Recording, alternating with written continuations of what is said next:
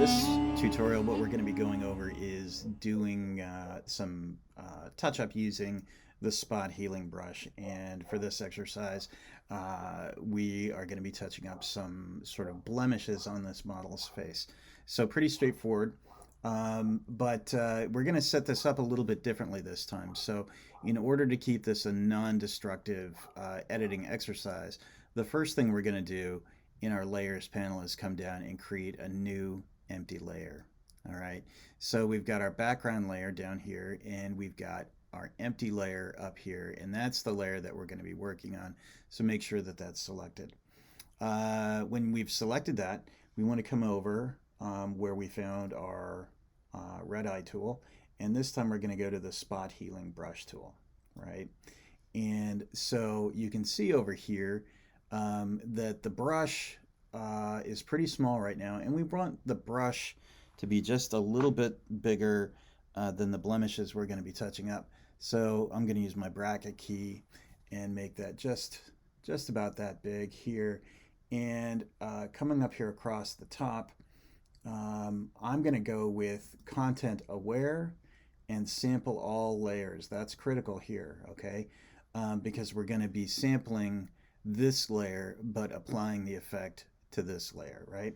So we can come through and just do quick dabs on some of these blemishes. If we wanted to, we could even get rid of beauty marks, but let's not. Let's just focus on the blemishes.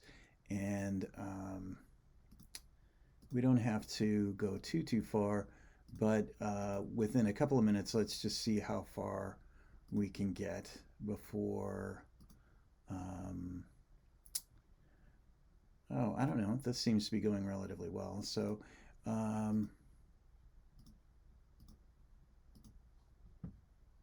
let's see, and that's funny that that one is sampling right on top of another one. Let's try that again. There we go. And so for our purposes, that's probably pretty good.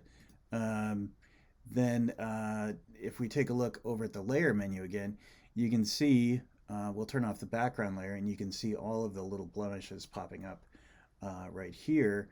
And then if we turn that back on and turn off layer 1, you can see the difference between the before and after.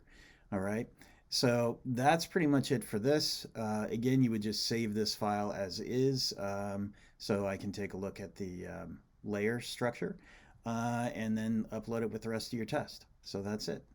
Stay tuned, and next we're going to be going over cutouts.